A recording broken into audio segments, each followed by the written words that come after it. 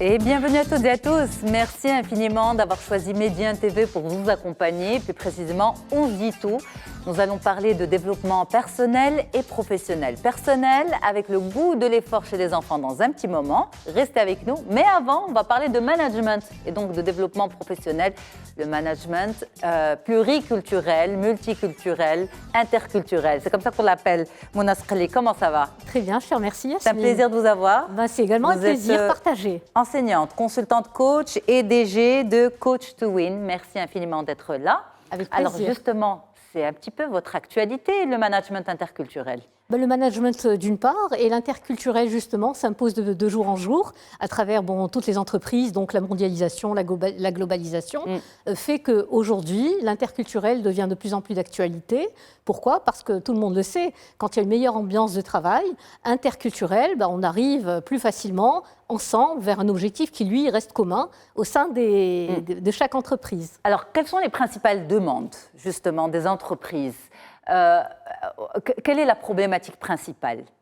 En fait, c'est qu'on n'attend pas qu'une problématique s'installe. Okay. Vous voyez, c'est-à-dire qu'en fait, c'est un mindset qui est très intéressant dans le sens où beaucoup d'entreprises aujourd'hui se focalisent sur, c'est-à-dire un management mais qui favorise, c'est-à-dire en fait un management qui est collaboratif. Et pour cela, bien entendu, il faudrait que quand même les gens accordent leurs différences. Et ces différences, c'est un peu comme une pièce de puzzle.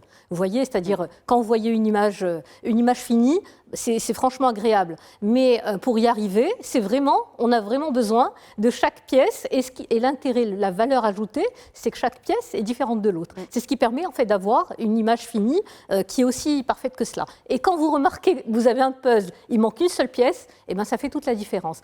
Les équipes multiculturelles, c'est exactement cela. Mais alors, vous savez, quand je vous entends parler, vous parlez de la particularité des individus.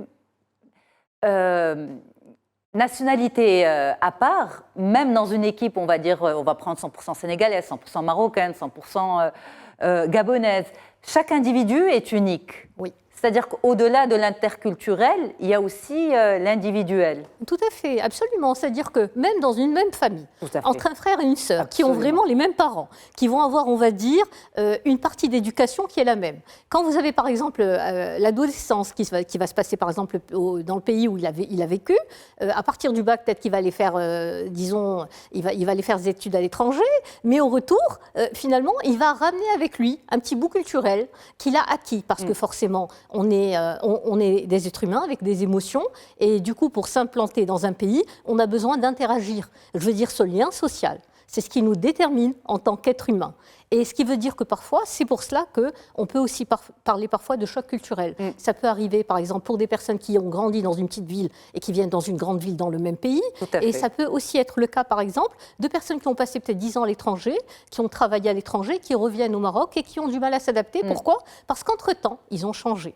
C'est ça. Donc là aussi, on parle de management interculturel, même dans ces cas de figure-là. Oui, tout à fait. D'ailleurs, un manager au sein d'entreprise qui arrive à gérer l'interculturel, c'est quelqu'un aussi qui a quand même eu beaucoup d'expériences diverses dans son chemin, dans son parcours universitaire, scolaire ou même dans son éducation.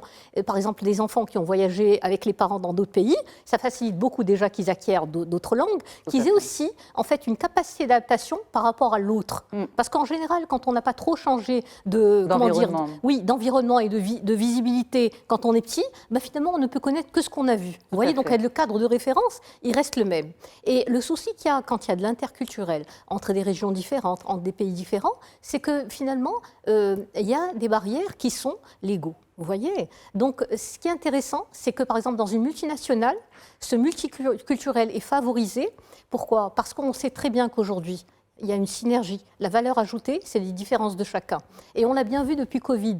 Depuis Covid, on a bien vu que finalement, on n'avait pas toutes les réponses au sein des entreprises. Les réponses ont été trouvées par les collaborateurs eux-mêmes. Donc, on a créé en fait des focus groups pour gérer des problèmes et surtout être à même d'être force de proposition. Et ce sont ces différences culturelles que chacun va amener en fonction de son vécu, de son cadre de référence qui est propre, qui ont permis de résoudre rapidement des problèmes, par exemple, d'approvisionnement, de matériel qu'on peut plus en fait qu'on ne peut plus utiliser juste à cause d'une pièce qui n'a pas pu rentrer à cause de la fermeture des frontières. Vous voyez, donc en fait, cette valeur ajoutée, aujourd'hui, on sait très bien que c'est vraiment la valeur ajoutée de chaque entreprise parce que le plus grand capital au niveau de l'entreprise, quels que soient vos investissements, c'est le capital humain. Absolument. Alors, est-ce que c'est pour ça, Mouna Sqali, que certaines entreprises choisissent d'avoir une culture d'entreprise solide et puissante pour pas qu'elle fasse de l'ombre à la culture personnelle des salariés, mais que ce soit le ciment commun? Oui, oui, tout à fait, c'est exactement ça. C'est vraiment le ciment commun. Pourquoi? Je vous donne un exemple. Nous, en tant que Marocains, Marocains, on a grandi dans une ambiance relativement où c'était plutôt une culture orale. Ça veut dire que souvent, les gens vendaient, achetaient rien que bilkelma. Mais on sait très bien qu'entre-temps, ça ne fonctionne plus. Pourquoi? Parce que, voilà, vous savez très bien pourquoi, parce qu'entre-temps, il y a eu de l'escroquerie. Donc, ce qui s'est passé entre-temps, c'est que ça ne fonctionne plus, la culture orale. Ce qui fait qu'au sein des entreprises, ce qui cimente tout le monde, c'est le côté, c'est-à-dire valeur de cette entreprise-là, qui réunit en fait tout le monde. Et bien entendu, ces imprégnations des uns et des autres fait que localement, on fonctionne autrement. Quand on est en train de réaliser en fait une tractation, une négociation, on verrouille avec un contrat en bonne et due forme. Et je trouve que c'est très, très bien. Alors justement, les principaux, on va dire, vous avez parlé des skills, des compétences nécessaires au bon manager interculturel. C'est une forme d'empathie de l'autre surtout, mais ces principaux challenges, c'est quoi? Les principaux challenges sont déjà liés à la capacité humaine de pouvoir penser que l'autre est différent. Vous voyez, donc déjà cette approche de se dire, finalement, l'autre a un avis qui est différent. Vous voyez, accepter que, par exemple, quelqu'un va venir au sein d'une réunion de travail dire qu'il n'est pas d'accord. Après, ça dépend, tant que la critique est constructive. Et après, ça dépend aussi de la communication. Vous voyez, donc quand quelqu'un va venir avec un apport qui est différent, c'est une valeur ajoutée. Vous voyez, mais il y a certains managers qui, jusqu'à présent, et longtemps, par exemple, quand ils ont une idée, en fait, c'est cette idée qui doit être mise en place. Mais quand parfois on est à l'écoute des signaux faibles, on est à l'écoute aussi du terrain, on peut en fait faire en sorte que les stratégies elles soient efficaces, elles coûtent moins d'argent et elles permettent de garder ensemble cette équipe-là. Donc c'est pour cela que le management, en fait, il est indissociable. Parce que qui va arriver à fédérer une équipe avec toute cette diversité culturelle, c'est le manager. Vous voyez? Vous savez, vous avez dit tout à l'heure, le manager, celui qui a beaucoup voyagé, qui a connu d'autres expériences, etc., qui a connu d'autres cultures, dans ce contexte de management interculturel, sera plus enclin à comprendre l'autre. Et ça me rappelle, quelqu'un m'avait dit une fois, le management, c'est une histoire d'éducation. C'est une histoire, comme on dit en Darija, d'El Terabi. Est-ce que vous êtes d'accord? Écoutez, on apprend. Tous les jours, je veux dire, l'éducation, c'est que finalement, on apprend aussi à gérer l'autre dans ses différences. Je vous donne un exemple. Il y a des gestes que nous, on fait très naturellement. Pour dire à quelqu'un, ça va très bien, on fait ce geste-là. Dans d'autres cultures, c'est un geste qui est très mal vu, qui est très déplacé, qui est très mal poli. Donc c'est quand même important, aujourd'hui, dans l'interculturel, de venir repenser les réflexes qu'on a.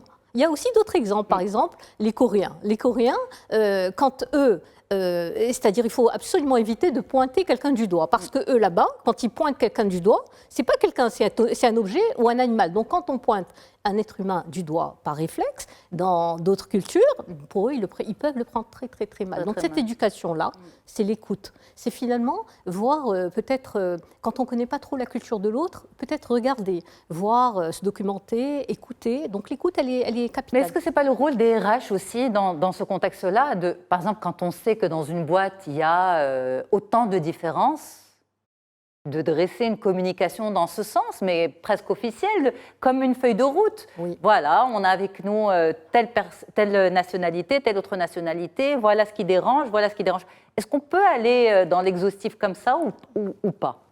C'est vraiment le cas, parce que justement, avant qu'il y ait des soucis de gestion de personnes, parce que finalement, vous savez très bien que la plupart des entreprises, en fait, quand elles fonctionnent, elles ont un but lucratif. Vous voyez, donc le but, c'est de réaliser un chiffre d'affaires. Et pour y arriver, il faut de la cohésion. Voilà, il faut qu'il y ait de la cohésion d'équipe. Quand ce n'est pas le cas, ça coûte très cher à l'entreprise. Il y a des personnes, donc d'abord, il y a un mal-être, il y a des personnes qui peuvent mettre, par exemple, un certificat médical pour 2 jours, 1 semaine.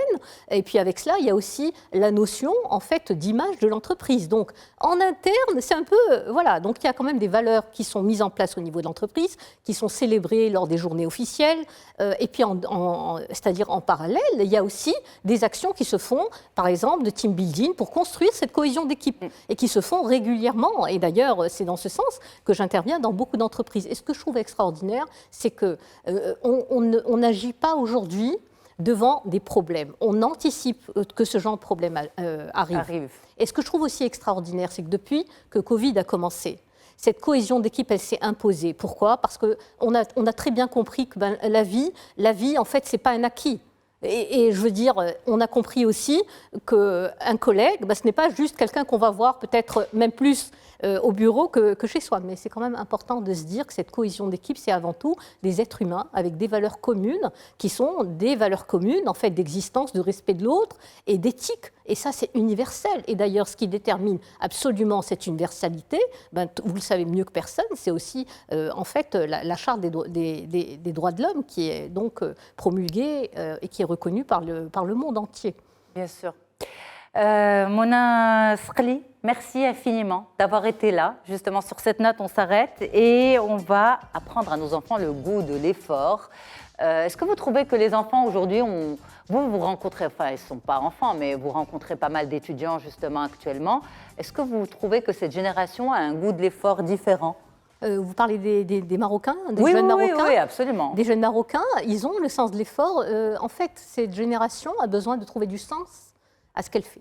Et du moment qu'elle n'a pas détecté le sens, les choses routinières ne lui conviennent pas. Ok, ce n'est pas un effort dans l'absolu, mais il faut avoir un sens. Oui, il faut qu'ils arrivent, eux, à trouver le sens. Oui, c'est pas mal. Restez avec nous, on revient dans un petit moment. Je serai en compagnie de Petit Sam Benjeloun.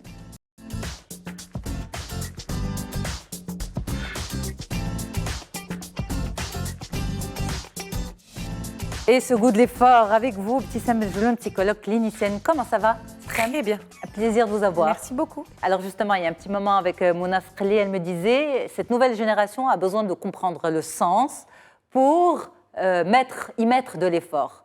Est-ce que c'est vrai en tant que psychologue ? Vous en pensez quoi ?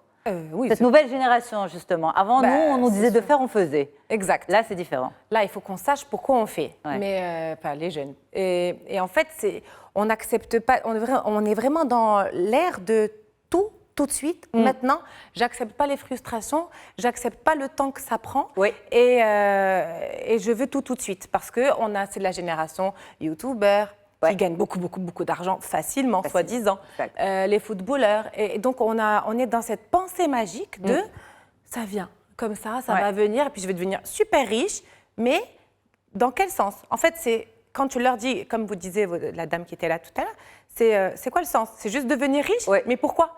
Et en fait, ils se perdent un peu parce qu'ils veulent juste devenir riches, mais qu'est-ce que j'aime, qu'est-ce que j'aime pas, qu'est-ce que je veux pas, ils savent pas. Donc effectivement, le moment où ils sont connectés au sens, à pourquoi ils vont se donner ce mal-là, et c'est vrai qu'ils font beaucoup mieux, c'est vrai que là, ils vont être dans le goût de l'effort. Mais donc, il faut les aider à mieux se connaître, à mieux savoir c'est quoi leurs points forts, c'est quoi les points d'amélioration, pour pouvoir aller de l'avant. Alors, comment tu les aides, justement ? Parce que comment tu les aides de passer à un truc, la pensée magique, quand je veux, ça va venir tout de suite. Surtout qu'on est dans une génération d'enfants un peu rois, où on n'arrête pas de les féliciter pour tout et rien, et on n'arrête pas de leur dire « je suis fière de toi » et « bravo pour le moindre petit truc ». Ouais, Et donc, vrai. du coup, dès qu'on leur dit bravo, ils ont l'impression que c'est l'as des as dans ce qu'ils viennent de faire. Ouais. Et donc, ils ne sont pas confrontés avec la difficulté et avec, on va dire, entre guillemets, l'échec, ou en tout cas la frustration de ne pas y arriver tout de suite. Ok. Est-ce que je peux vous donner un exemple ? Juste terminer. Oui, bien sûr. Ils ne sont pas confrontés à ça. Du coup, en fait, il faut que nous, parents, pour les aider à avoir le goût de l'effort, il faut qu'on les laisse se mettre devant les frustrations, devant les difficultés. Il faut qu'on les laisse échouer dans des petites choses pour qu'ils sachent que, non, je ne suis pas magiquement formidable dans tout parce que j'ai tapé dans le ballon, que je l'ai soi-disant mis dans le panier, ça y est, je suis l'as des as. Non, je n'ai pas réussi. Ça prend du temps, ce n'est pas tout de suite. Il faut accepter que ça prenne du temps. Alors justement, les sports d'équipe, est-ce que c'est une bonne, on va dire, c'est un bon entraînement psychologique pour les enfants ? Sport d'équipe et le sport En général. Général, ok. En général, le sport en général est un excellent entraînement à ça. Pourquoi? Parce que le sport, moi, au cabinet, je m'amuse souvent parce que je suis marathonienne, donc je m'amuse à parler de ce que je sais faire. Donc je dis courir. Mais courir 42 km. Et je leur dis, mais tu sais, il y a 5 ans, moi, je courais même pas 5 minutes. Et comment tu penses que j'y suis arrivée? Et eux, ils me disent, mais pourquoi tu cours pendant 4h30? C'est quoi le sens pour toi? Ben, le sens pour moi, c'est que je leur dis, mais le sport, et ce que ça va te permettre, ce que ça me permet pour moi, ce sport, c'est que ce sport, ça va me donner la capacité d'être fière de moi. Quand j'arrive à la ligne d'arrivée et que je me dis, ah, j'y suis arrivée, c'est vraiment une satisfaction personnelle, une fierté que tu n'auras jamais par ailleurs. Et le sport, c'est quelque chose qui permet ça. C'est palier par palier, tu progresses, tu vois que tu deviens de plus en plus performant, c'est visible, c'est notable, c'est pas abstrait. Mais ils n'ont pas la force d'attendre. Ils n'ont pas envie d'attendre. Oui, mais ils relâchent. Et, pardon de vous interrompre, mais on se retrouve en fait avec beaucoup de parents qui le disent. Chaque septembre, chaque rentrée scolaire, on se retrouve avec une nouvelle activité. Allez, hop, celle-là, on la met de côté, on démarre une autre. Ben, merci d'avoir dit, parce que c'est à ça que je voulais en venir. C'est le goût de l'effort, justement. C'est quoi? C'est à nous, parents, de le transmettre. Moi, pour les parents que je conseille, je vais leur dire, mais quand vous avez décidé, avec votre enfant, il a décidé qu'il allait se mettre au tennis, ou bien au foot, ou bien à X, vous signez un contrat. Presque d'exclusivité, en fait, vous lui dites, on ne s'inscrit pas maintenant pour que dans 6 mois, tu me dis, ça y est, stop, et tu n'y vas plus. Non, on s'inscrit pour performer, pour vraiment progresser, évoluer. Donc, il faut qu'il voit qu'il est en train, il faut qu'il sache qu'il ne va pas pouvoir changer d'avis. Même si tu veux, même si en tu fait, les pas. parents, il faut vraiment qu'ils tiennent. Là où l'enfant ne tient pas. Il faut que les parents soient beaucoup plus forts. Sauf que nous, on est un peu les parents aujourd'hui sont un peu dans cet amour inconditionnel où ils ne veulent pas trop faire mal à l'enfant. Ils ne veulent pas trop le frustrer, le brusquer. En fait, on se dit, est-ce que je suis en train de le forcer à faire quelque chose qu'il n'aime pas, en fait? En tant que parent, c'est ce qu'on se dit. Ben, en fait, on a la si il n'aimait pas, et si elle n'aimait pas, est-ce qu'on est en train de finalement la forcer? Moi, je vais dire là parce que... Oui, avec les petites, mais en fait, c'est quand tu vois que ça se répète. Je veux bien une fois. Mais quand à chaque année, c'est non, j'aime plus, on passe à autre chose et tout, on voit bien que c'est un trait de caractère, que je ne m'inscris pas dans la durée. Et justement, il faut encourager nos enfants à s'inscrire dans la durée. Donc, accepter les frustrations, accepter le temps que ça met et justement lui montrer à chaque fois qu'il fait un petit progrès, une petite évolution, lui dire, bah, tu vois, toi qui pensais que ça servait à rien, qu'est-ce que ça t'a... Tu vois, grâce à ça, tu es à ça. Moi, par exemple, j'ai mon fils qui a fait plusieurs sports, mais il a fait du tennis, il en a fait 4 ans. Puis après, il a décidé de passer au foot, mais il en a fait depuis 5 ans. Et là, au début, il voulait peut-être laisser tomber, mais non, j'ai poussé. J'ai dit non, tu vas voir, tu vas y arriver. Regarde ce que ça va te permettre et regarde ce que ça te permet déjà. Et j'ai fait le parallèle entre. Là, maintenant, il est à la Botola, donc du coup, on est vraiment dans quelque chose de plus performant. Il est fier parce qu'il voit très bien que ça a porté ses fruits.